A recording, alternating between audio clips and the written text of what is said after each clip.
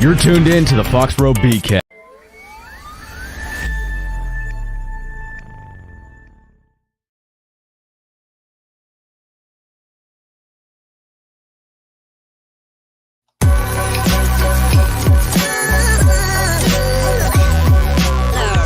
The following is a presentation of the Belly Up Sports Media Network. The Lethbridge Bullhorn is all things regarding the Lethbridge Bulls of the Western Canadian Baseball League. The Bullhorn has the latest news regarding the Bulls with interviews with current and past players, signings, game recaps, and updates on all the events happening at Spit Stadium. The Bullhorn is your place for all things regarding baseball in Lethbridge. Get your horns up with the Bullhorn, the Lethbridge Bulls Baseball Report. All right, welcome to the Bullhorn Lethbridge Bulls Baseball Report. Tonight's show is brought to you by the Bullpen Co. Go to the Bullpen Co.'s Facebook page for men's and women's baseball-themed apparel over there at the Bullpen Co. They got everything going on there. Tonight, we have a special guest. It's going to be a lot of fun talking with Mr. Myles Fletcher, longtime coach with the Bulls, one of the original players, the 1999 team, fresh off a round of golf today with the other Bulls coaches and a former player. Might be a coach later on. Who knows? We're going to kind of get through the vetting system first with little Carlin Dick. We'll see how that goes. How was golf today, Myles? How you doing, sir? Hey, I'm doing great. I had to swap out my Bulls gear for Dodgers gear tonight, and I'm looking forward to redemption from Game 2, the Dodgers-Padres series here. We'll get into that for sure, because I like to go back a lot of years ago when the Dodgers were playing at Old Henderson Stadium back a long time ago. I'm sure that's how you kind of got inducted into the fandom with the Lethbridge Dodgers and the LA Dodgers. We'll get into that in a second. Myles, we'll get right into the Bulls season this year, 2024, their 25th anniversary season. One of the better seasons they've had in recent memory. Set a team record, four wins in a season. What do you like most about this team going in, and when did you kind of say, you know what, we got a pretty good club here? You know what? What I loved most about the team this year was just the guys. I mean, I hadn't been around the Bulls for quite a while, and coming back, and the level of baseball really opened my eyes from that first game. I really loved, I'm a defense guy, so just having the confidence when that ball is hit, I know the defense is going to take care of stuff. So, that's a part of the game that really excited me, is just seeing how good the guys were, being around this group of guys, and then seeing how good at defense they were. Hitting's always there, pitching, everyone throws hard. So to me, sort of the X factor is the defense. That's what I was going to bring up. You're an old infielder from way back when I used to umpire you, and you were back in '99, and even before that, American Legion with the Elks and the Miners. Man, we're kind of aging ourselves a little bit here, Myles. But one of those things. What did you like when you're watching that Bulls middle infield? You look at the guys like Caleb Haney and Tyler Monroe. What did you like most about how they played the game? I guess how smooth they were under pressure. Nothing really got to them. No moment was too big. They're having fun out there, right? And that's sort of the purpose of the summer ball. But you could tell those guys are really having fun while taking care of business at the same time. So, just seeing how relaxed they were, how much fun they're having, and still able to execute the plays that they needed to make. And like I said, just having the confidence. And they had, those two guys, they have a lot of confidence, and that's what I really like about them. Yeah, that's one way of wording it, confidence. Yeah, that's one way you can say. No, both really good. I can say they're both really good kids, and you can too. Like the way they play the game, and always a smile on their face. Had a lot of fun, and hair flowing out the back, the whole thing with old Haney. But it's one of those things. You talk about the speed of the game and how the game has changed a little bit over the years. Not many guys hit a ground ball anymore and jog up the first baseline. Now everything is just so fast, and guys are they're legging out ground balls to the infield. What's one thing that you noticed, like you said earlier, the way the game's played? What's one of the biggest things you noticed from when you played a little bit to how the game is now? Just the speed of the game itself, like you mentioned. I would say the pitching, back in our day, sure, we thought they throw hard relative to the time they threw hard. But now everyone that steps on that bump throws gas. And that's probably the biggest difference. There's really no easy matchups with any pitcher in the league. And that's probably the biggest difference. And like you said, the speed of the game, everyone's bigger, everyone's stronger, everyone can do everything more powerful and faster. So like I said, being away for a period of time and then coming back and seeing it firsthand, I was like, holy moly, this is wild. These guys are going a little bit. No, the game is faster. There's no. I don't know if it's better, but the game is definitely Yep. faster. We'll get into that a little bit Yep. in a bit. Uh, Before we move on to your tenure as a player with the Bulls, I want to, as a bench coach, when did you realize that maybe part of your job description probably wasn't in the contract? That was maybe you had to be a team psychologist a little bit because things are a little bit different now. Athletes are a little different now. You can't just rub some dirt on it and figure it out. And it's a lot different now. When did you realize you kind of signed up to be a psychologist a little bit? Well, I mean, I sort of got a little bit of a crash course in that, helping out with PBA and stuff like that as well during the school year. Coming on to the Bulls, I mean, you see guys, they've played at high levels themselves, and you see that they're still going through those ups and downs. And you know what? It takes you reminding yourself that these are still kids out there playing. Sure, they're 18, 19 through 23, 24, but these are still kids out there. And you realize that, you know, once they get a little bit of failure, they start fighting themselves and stuff like that. So, I mean, you realize pretty quick that, yes, you are there to coach. You are there to sort of wrangle these kids and make sure that, you know, they're having a good summer baseball wise and growing up a little bit. And yes, you realize really quickly that, sure, you need to be that psychologist and help them out a little bit as well. Without naming any names, was there a guy who came into the season and he was kind of struggling a little bit maybe and get a little homesick and you may be thinking about going home and being with your buddies and seeing the girlfriend and that kind of stuff? Because that'll comes into play when you're 19, 18, 19, 20 years old where, yeah, you know, I'm in Lethbridge, I'm in Weyburn, or I'm in God knows where on a Friday night. I'd rather be somewhere else. Did you encounter that a little bit during the season where you had to say, hey, maybe just stick it out and it's going to get a lot better? Yeah. Oh, absolutely. I mean, not just one guy, several people. Right. And even ones that have been away from home for school or whatever. And maybe in years past, they spent the summers at home working and hanging out with their family or their girlfriend or their friends. And hey, now we're playing some serious baseball in the summer and we're playing every day and we don't have time to do that fun stuff that they're used to doing. Yeah. So there were several guys this past summer that, you know, you really had to talk to and help them out and get through those periods and just remind them why they're here and what they're doing.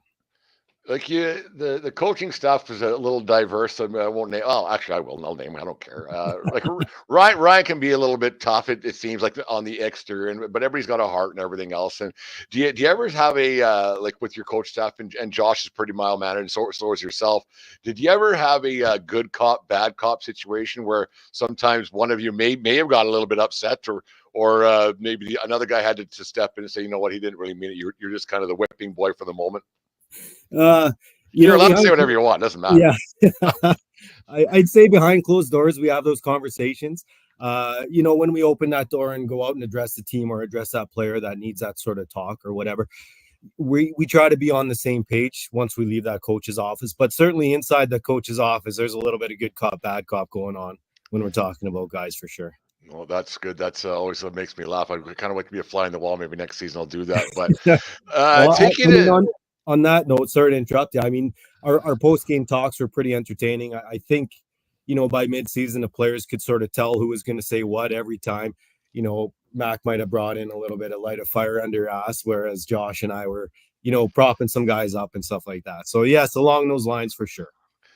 You go to a game day, and it's got to put a little bit of kick in your step a little bit when you go out there and you remember you 25 years ago doing the same thing, and different scale, but like it was back the early days of Lethbridge Bulls. But being able to hit fungos, being around batting practice, that might have brought you back a little bit. Oh, for sure.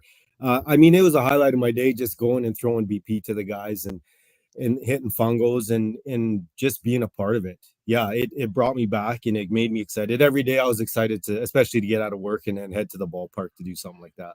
No, it's always fun. Like even just being around that, you watch how it all comes together. Like I've been an umpire and everything else is different, but it's such a great experience when you're a couple of baseball dorks like me and you are. It's just a great thing. Let's rewind a lot of years now. Like we've been around. It was Henderson Stadium back in the day, and I've kind of want to rename the place Spit Stadium at Henderson Park, but that's something later on. We'll get into that. That's behind closed doors, me and Mr. Kavami. But what's your earliest memories of the old Henderson Stadium before you even started playing there as a Lethbridge Elk or Lethbridge Minor? Oh, earliest memories. Well, I mean, if you've been around Ball and Lethbridge, you probably know my grandpa's name, George Yoshinaka. And earliest memories are going to watch the Lethbridge Dodgers. I mean, early 80s, late 70s, early 80s, we're going to the ballpark. So, you talked about my Dodger fandom and stuff like that earlier. And I was literally born bleeding Dodger blue blood. And so those are some of the earliest memories I have. Obviously, going and watching those teams growing up, going to the Elks tournament, American Legion Elks tournament. And, I was telling some of the guys last night, I was at the very first PBA practice in 1995. So I do have some very early memories of that place. For some reason, I was at that practice with the likes of Akil Samuel was out there, and Bill Wolstenholme was out there, and some Yep. of the characters from the original PBA team. Oh, geez, what a cast of characters that turned out to be. Let's go back to 1999, the very first year of the Lethbridge Bulls. How did that, as a player? You must have heard rumblings a little bit. There was going to be this SMBL team, because first off, you probably kind of heard of the Saskatchewan League from the Oyen Pronghorns. There was that team out in Coaldale, I think, for a season as well, Yep. if I recall correctly. But how did you end up on that initial Lethbridge Bulls team back in 1999? Because that was a cast of characters, I tell you what. Yeah, you're not kidding. So I had just finished my first year of PBA. I was a fresh-faced kid right out of high school. Played PBA, and Hub was the assistant coach for that team. And he just said one day, I'm head coaching this summer team. You want to come be a member of it? And I said, sure. I had no idea what I was signing up for. I had no idea what I had agreed to that day. But yeah, it was certainly a cast of characters. And that's how it came to be, just playing on the team, playing for him throughout the school year. And he said, hey, I need a second baseman. I said, well, that's the position I play, so I'll be there. It was probably a lot different playing in that league because, the beers were flowing and everything else. And you're playing against guys who are, some might have even been twice your age at that point. You think of Harv Yep. Martinez out in Yeah. Swift Current and all those guys. It must have been it was competitive and you played hard, but it was probably a lot different atmosphere around the locker room than it was playing for the early incarnations of the Prairie Baseball Academy. Oh, absolutely. It was different. I mean, like you said, Harv Martinez out in Swift and Hub, even their player coaches back then. Yeah. So those guys would suit up and play if they needed to play. And I mean, it was. And for me specifically, I was, like I said, I was a fresh-faced kid right out of high school. I come in and I'm playing against, these fifth-year guys that are down in university D1 schools and stuff like that. And I had no idea what I was stepping into. And then, like you said, Hub comes out of the dugout to throw a few innings here and there, and they're, beers are flowing after the game, even with the opposing team and in the hotel. And yeah, it was a lot different, certainly. It was I remember because I was only, how old was I? I was 25 years old umpiring in that league, and I remember I should quit picking on Harv Martinez. I don't know if they're going to watch this or listen to this, but me and Harv had some battles. I can't remember how old he was, but man, we would be MFing each other pretty quick and really early. And it's funny, how competitive it was back then, even though that means something. You want to win, you play hard, but how competitive it actually was back then. And because a lot of those communities, they got behind those teams. The league wasn't as big as it was back then, obviously. It's the competitive nature of some of those old guys and those communities. It was an eye opener for sure. Well, and it was cutthroat, like you said, and you know what? Here comes this new expansion team in the SMBL, the Lethbridge Bulls, and it's all a bunch of young kids, university players, and we're playing against men's teams, and they did not want to lose to us, so it was very competitive. You go into their barns, and the fans are throwing stuff at you and screaming at you. It was crazy. Yeah, I got hit by a glass of beer once. I can't remember. I know exactly where I was, but I don't want to bring it up. I couldn't believe it. I was like, "What the hell?" I wasn't that bad. I knew that it wasn't. You can make it bad, whatever. It happens. Geez, I'm calling the third that a guy. Well, then you get Bud Light umpires in about the 7th or 8th inning that they're really telling you how things are going. Yeah. You guys had a lot of talent back then. It's different talent than it is. We talked about earlier. Different talent than it is today. Just guys are different. I remember Tyson Arashenkoff. He threw out one of the opening pitches one night when he was back in Lethbridge. Cole Peters. He ended up getting drafted, I believe. And then of course Les McTavish. I can't go through one of these shows without talking about Les for some reason. It's just kind of the way it always turns out. But what do you remember about the talent that you guys had on that team and a really close group of guys? I remember you guys' pitching staff was really good, but you guys were a really close group of guys. And I wasn't too much older than some of you guys, so Rick, I could kind of relate a little bit. What do you remember about that your teammates from back then? Well, on the talent level, like you said, we had a half a dozen D1 players. I was telling some guys yesterday, our whole starting pitching staff was Division I pitchers. Two from Washington State, one from Nicholls State, one from South Carolina, one from Iowa. So yeah, we had a lot of talent. We had some D1 players. Glenn Hutchison came back and was our DH. Yeah. Gary Moraes had played at Gonzaga or was going down to Gonzaga. So I mean, yeah, the talent relative to the time was fantastic. And I think what made us such a close group of guys is it was the first year, like we've talked about, and we were all sort of feeling our way through this. It was a group really of strangers that came together just for that summer. We didn't really know each other, save for the couple that came straight from PBA like myself. And yeah, it was a mixed match group of guys, all different ages, all different schools, all different hometowns, and yeah, we pulled it together. It was awesome. Well, and that's the thing that's so different from teams of like now compared to back then. There was no Instagram, there was no Twitter, there was no text messages, Facebook, there was nothing. Yeah. There was no, like, as crazy as this sounds, like there was no forms of communication other than a phone, but whoever called people. Like it was just one of those things. So when guys showed up, and now a lot of these guys know each other because they play each other in different schools, and they know each other a lot more. And so they even like the opposing teams, like guys from Okotoks play down at wherever school. What's that one? Bellevue. Everybody's from Bellevue for some reason, but like, so all these guys kind of know each other. Whereas when you guys were just getting going, you didn't know who you were playing the next night. Like you eventually you got to know them throughout the season, but no, it was you were on your own. You got to meet guys, and these are your friends for the summer, and you got to bond that way. No, it was really cool to be on my side of that things, looking at that. Yeah, it was awesome. I mean, yeah, like I said, we sort of built from nothing, and we all just came together. As you mentioned, hey, I know this guy. He's pretty good at ball. He's playing down in the States. Let's give him a shout and see if he'll come play for us. And yeah, it was a really thrown together group of guys that ended up doing pretty good. Like you look at this 2014, 25 years later. Be honest, who would have won? The 99 team gets to 2024 team. Hey, I'll say the 99 team had a little bit of grit that I don't know if kids these days bring with them. I would agree. I was around both teams quite closely, and I think the 99 team would have scared the living bejesus out of that 99 out of this 2024 team, like because there's big pitchers, everybody, and you guys were like, because you guys ended up having a bit of grit yourself, playing against a bunch of men all over the place. So you guys had to take. Well, I guess we're doing this, and then you have, of course, Hubka was always built from a different cloth, like he is today. Like it's kind of one of those things. It's just no. I think the 99 team, if it was a 10-run rule, you guys would have finished it in 5. Yeah. Yeah, absolutely. No doubt in my mind. Yeah, of course we'd have won that. No, there's no doubt in my mind. It wouldn't have been close. It wouldn't have been close. You guys weren't worried about how your hair looked and everything else. I'm exactly one of those things.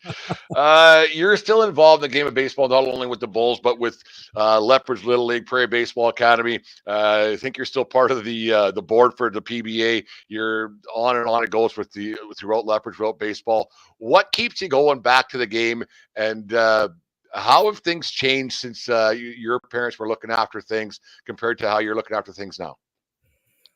So what keeps me involved? I mean, I love baseball, and the more opportunity I can to just stay involved, it just keeps me happy like that. Number one. Number two is, I recognize that a lot of people made a lot of sacrifices and put a lot of time in to enable me to play baseball as much as I did and at the level I did. So, it's the least I can do to stay involved, to continue the tradition, so that I can sort of repay the time that they put into me by giving it to some other kids as well. What's the biggest difference? Like, everybody says there's this is different, that's different. You've been around forever. I've been around forever. And what's the biggest difference from now compared to when you were playing on Dave Elton Fields back, in the early 80s? Well, I'll try and keep this politically correct. What's the biggest difference? I would say there's a lot less of this is the way we're doing it, and so you better accept it, sort of fit in or find somewhere else to play. type thing. I'm not going to say it's any tail wagging dog situations, but there is a lot more placating of, just making sure everyone is included and stuff like that. That is the biggest difference, I'd say. The athletes of today are different. The training's different. The methods are different. Yeah. The all of it. Is it? Yeah. Like, I don't know if it's better because I'm from a like see ball, hit ball kind of thing, and the metrics and all that. I think that gets like I personally think that gets brought into a young age a little bit too much, where some kids might get turned off the game of baseball because of that. Because it's just like something. Because you and I both know sometimes baseball can be a little bit boring. Pitchers aren't throwing strikes; it can be bad. Yeah.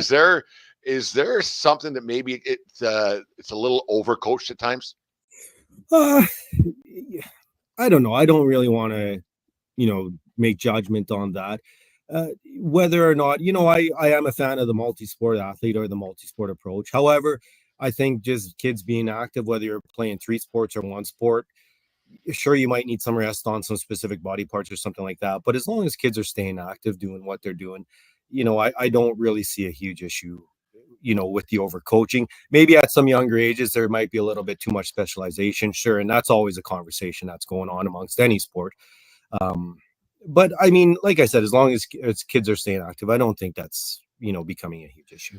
The one thing that I found with young kids, like, 'cause I go around the Little League parks a little bit now and then to help out. I don't think kids watch baseball as much as we used to. Yes, that's a good, fair point. And I don't think because they're because everybody's a TikTok generation and so they see clips and posts and things like that. But I think that's one thing that gets lost a little bit, and that I think that there's some kids and parents as well that didn't maybe play baseball. I think that's one thing that's lost a little bit, is that kids don't know how to play the game itself. Yep. Yeah, and that's a fair comment. I mean, you touched on baseball seems boring to some people, and I can certainly understand why they might say that. And sure, yes, I would agree that kids probably watch less baseball than you and I did when we were younger. I remember Coob used to always say to us, when you're watching the game, watch the game. Figure out strategies, figure out what they're doing, watch the hitter, what he's doing in the box, watch the pitchers, pick up tendencies and stuff like that. I mean, even to get to that level, probably with a lot of the players these days, you just want them to turn the TV on and watch the game itself rather than to name 10 players. Yeah, Like it's a lot different. I mean, it's just so many different forms of entertainment. Yeah. You played second base for a long time. Like, was that just something that you just grit like a gritty little player? I remember watching you play and everything else. Was that just kind of your forte? You're going to go out there and just play hard, and did you just love it? I mean, I loved it. Yes, when I was down at school in Louisiana, my coach, he's always called me a dirtbag because that's how I played. Jersey was always dirty. I mean, I was telling some guys I was never the biggest or the most talented or the strongest or anything like that. So I had to play, gritty and grind my way through it and work hard. And yeah, I mean, that was fun to me, was that aspect. Let's go get back to this year's edition of the Bulls. It came, yeah, man. Like I still believe if they win get that 13-inning marathon against Okotoks, that they probably win the whole thing, just the way that team was built. What was a high point of your season this year with the Lethbridge Bulls coming back and being a bench coach with the team? I mean, every day was awesome, and it's cliche and it sounds exaggeration, but I mean, every day was a high point for me. I just loved being at the park, being around the guys. I love the rest of the coaching staff, Mac and Bergie. I mean, they're some of my best friends right now, and yeah, every day was awesome. I mean, when we broke the streak, or when I got to throw at the first pitch, or yes, unfortunately we lost in the playoffs, but it was a heck of a playoff series. So there were so many highlight moments this summer that naming one isn't easy. Was there one player like that? Sometimes you just, man, can you don't have to name names, but was there one guy at times that would say, geez, this guy's driving me nuts. Like, he's just driving me nuts, and probably more than one, and whatever they were doing the night before, who know, whatever. But was there a guy that's like, did you ever have a chat with said guy and say, can you just focus for 3 hours a night, man? Yeah, so I would say there was one or two guys off the field that would be like, man, this guy just someone needs to have a chat with him. And then there was one or two guys on the field as well that like, yes, can you please just focus for 9 innings? Yeah, I won't name any names, but there are certainly those They know guys. who they are. I'm sure they know who they are, and if their teammates are watching, they probably going to say Yes, that they and were like you talking about mentioned, you, man. Yeah. we had a pretty diverse roster with a lot of colorful personalities. So I mean, it's bound to happen. Everyone got along, and that's not a negative or ragging on anyone, but they're just those guys sometimes. It's just no matter what you do. No, Yeah, it was a fun group to be around, just on my side of things, and laugh and smile at it, and just how they like it always seemed like whenever a new guy came in, they it's like they were there for yeah. 3 weeks. So they didn't seem to push anybody out, and you had a cast of characters that were in and out of that locker room all the time. What? Let's talk about the coaching staff a little bit. We alluded to it earlier on. Was there ever times where like Ryan got tossed out a couple of times, and I was not never part of the conversations, but I've always and being an umpire, I've always wanted to know if coaches say to each other after the fact, you might have overstepped your boundaries. Oh no, he deserved it. Like let's say if Ryan got thrown out, did you guys ever have you'll probably let him rant, I would assume. Yep. And then did you ever go no man, that one you might have overstepped your boundaries a little bit on that one. Well, I mean, after we got over the laughter of some of his toss outs and Yeah. demonstrations on the field. No, I mean, we probably were all on the same page about when he got tossed out. There might have been one or two other times where he might have been on an umpire for didn't actually get tossed, but he might have been on an umpire or something. We're like, hey, you know what? Actually, they made the right call or something like that. Or Have you ever been tossed from a game? I haven't in all my years. I've been coaching since 2001, and I have not been tossed yet. Player, coach, nothing. Nothing. Well, actually, I was taught in American Legion. If you talk to Coach Jim Kokis, he loves to share the story about how he got me tossed one time. So Because Jim don't say much out there. no. We were chirping at an umpire, and I think the umpire went to him and said, "Hey, your guys, they're crossing the line a little bit." And he's like, "Hey, if they're talking, you can toss them." And the guy turned around and tossed me immediately. Just pick somebody. Yeah, you can go. See you later. Your Yeah, participation is no longer required at this event. See you later. yeah, No, it's funny. yeah. The stories that can happen at a ballpark and stuff, and you've been around. You've been fortunate to be around for a long time, and it's great. The Bulls this season had a good year, and it's just a lot of fun to put all the noise behind you. I'm sure you can agree with this. To put the noise behind you for a few hours, if you get there at 4 o'clock and you leave at 10, 11, 12 o'clock some nights, it's not a full-time job, but it's a full-time job. And like you probably were a little bit overjoyed at times, I'm sure. Yeah, oh, absolutely. I mean, I tell people when they ask, why do you do this? Or, you spend so much time away from home. And, I am grateful that I have the supportive family that I do. But I tell them as well that, when I go to the Diamond, it's like my therapy, right? Stressful jobs, stressful days, stressful lives. And when I go to the Diamond, it literally is like my therapy. So. Did you have a player this season that sometimes you had to hear what they just maybe sat down with them or before during batting practice that this guy's going to say something or you looked forward to having a conversation with a certain guy this season that goes this Yeah, oh, yeah. I like this cat. Who Yeah, oh, was yeah. it? I mean, me and Tyler Monroe, I made up the nickname Rosie for him. Every day at batting practice, I'd hit him fungos and then I'd go hang out there because they had some stories mostly having to do with what was transpiring off the field, and he would relay stories about what some of the other guys were up to, or what some of Yeah. the host families were up to and stuff like that. And yeah, he would often share some colorful things. No, Tyler's a great guy. Always good for conversation. I the one thing I didn't like, he always called me sir. It made me feel old. Like they all call me sir. Yes, sir. I'm like, I'm not that old. But Hey, I one of mean, those when I'm coaching first base, I'm like, hey, bud, there's one out. Yes, sir. Or it's unbelievable. Like it's crazy. like, yeah, I know. I'm like, okay, I get my dad's name, sir. Like Yeah. one of those things.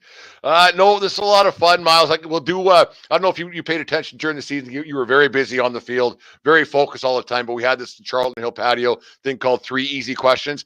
I Yep. got 5 for you, and then we'll get you out of here, and we can go and enjoy the Dodgers game. Actually, do you think Dodgers? Let's talk about this first. Are the Dodgers going to get by the Padres? Well, yes, of course, I'm going to say yes to that. I mean, I'm a realist. I understand it's going to be a real tough series. We just saw that last game. The Padres took it to the Dodgers a little bit, but yeah, they're going to get by the Padres, and yeah, of course. I'm not a fan of the Padres, so You they didn't better. sound very confident in that answer there, but I think they'll eventually find a way. It's just because they're the Padres, right? The Yeah, Padres are exactly. just the Padres. And I Everything don't is like them. 98. They're Yeah. the Padres, whatever. All right, let's do some easy questions and send you on your merry way. Do you Okay. do your pants zipper when you do up your pants? Do you go zipper first or button first? Button first, zipper second. What's actually your favorite song compared to what you tell people your favorite song is?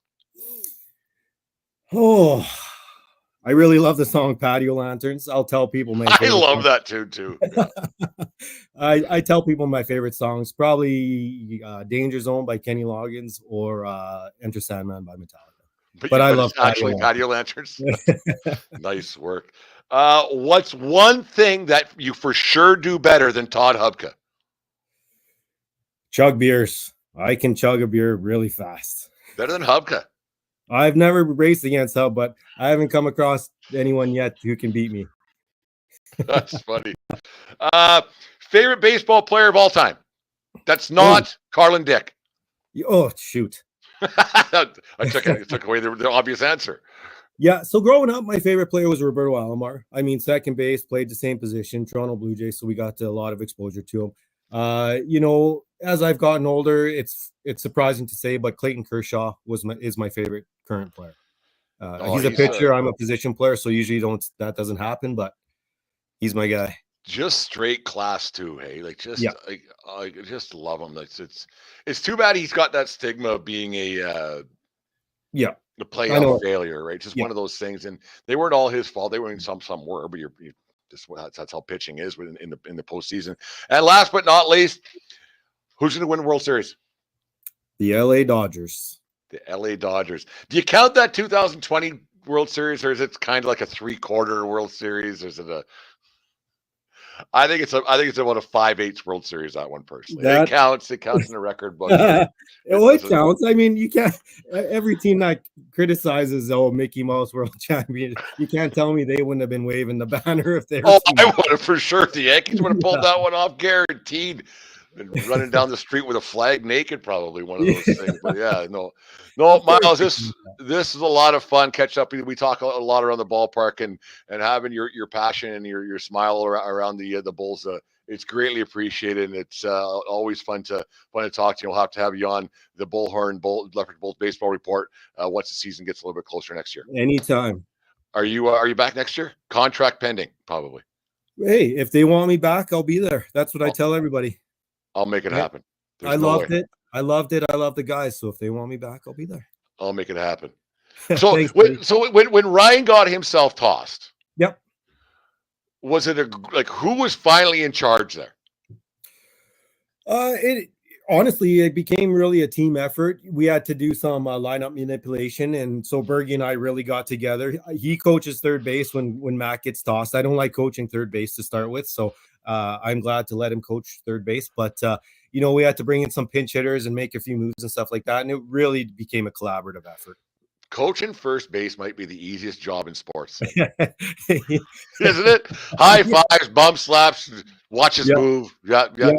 There's not a lot of great conversations. Hey, No, hey, no, what are you doing later on tonight? Yeah, exactly. Yeah, talk with the first baseman a bunch. Talk with the umpire. Good. That's a good gig.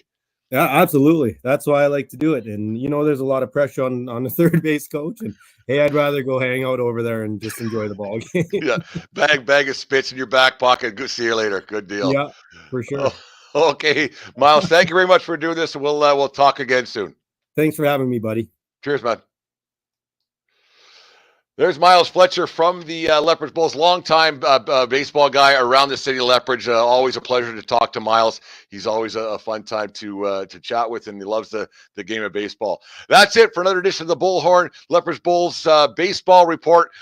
Field of Screams starts next week, so make sure you come down to watch the biggest haunted house in southern Alberta, if not in it's everywhere. If the Spit Stadium turns into the best haunted house in Lethbridge, so make sure you guys come by Spit Stadium. Then City Connect jersey contest, lots of other things going on. PBA's got their winter camps early bird pricing going on now until the 15th of October, I believe, for their winter camps. So make sure you sign your youngins up for that. But anyways, that's the Lethbridge Bulls. The Bullhorn Report brought to you by the Bullpen Clothing Company.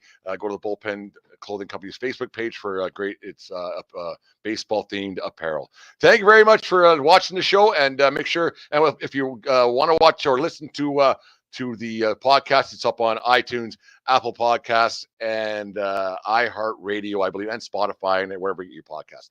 There it is. We'll talk to you guys very soon.